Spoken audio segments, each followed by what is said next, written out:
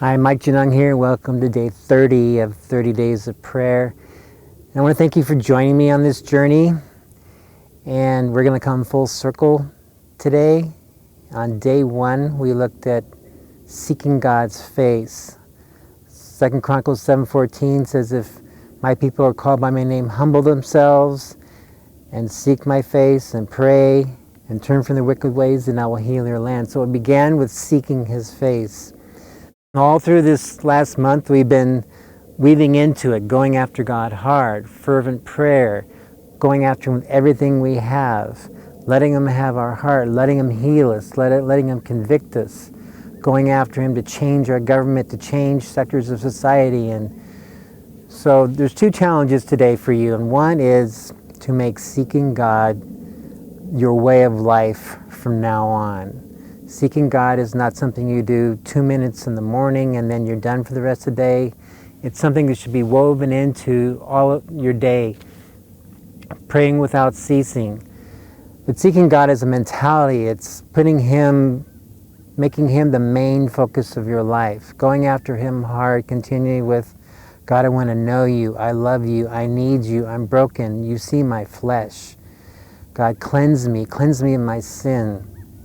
And it's continuing to go after Him because we're stuck with this broken flesh every day, and boy, I'd love to be free of it this side of eternity, but the truth is we will not be.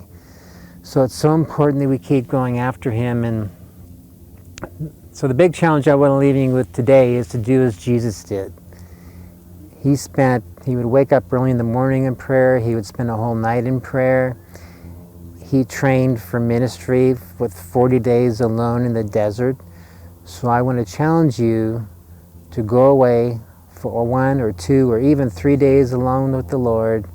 Go to a Christian retreat, somewhere in the mountains, somewhere in the desert, somewhere you can be away from everything and everyone, and you can put all your focus on God alone, and you can go after Him hard. I will tell you that the most life-changing moments in my life have not been in church, although I love going to church and I love worshiping with God's people. It has not been in counselor's office. In years past, I logged a lot of hours in counselor's office. The most life-changing moments of my life have been just sitting alone with the Lord, saying, Lord, I want you, please speak to me. I want to know what you want to do. And resting with Him and hearing from Him. And in those moments when we set everything else aside and go after Him hard, that's when He can come in and change our lives. So that's my challenge for you today. If you haven't done this before, it may feel uncomfortable at first, but it can be a radical, life-changing experience, because every time I go, I feel like I've been soaked in heaven. I've been soaked in His presence. And that's what we need. We don't need more lukewarm Christians who just kind of meander through the Christian life and check out the rest of the week after the Sunday morning service. We need Christians who are passionate and in love with Him, who are fulfilling the greatest command to love the Lord your God with all your mind, all your heart, all your strength. The only way that happens is with extended time alone with Him. And that must be why Jesus spent so much time alone with the Lord in prayer, even though He was the Son of God. So if He was the Son of God and did that, we should be doing that too. And it's when we put God's Word into practice and we do what it says when it comes alive.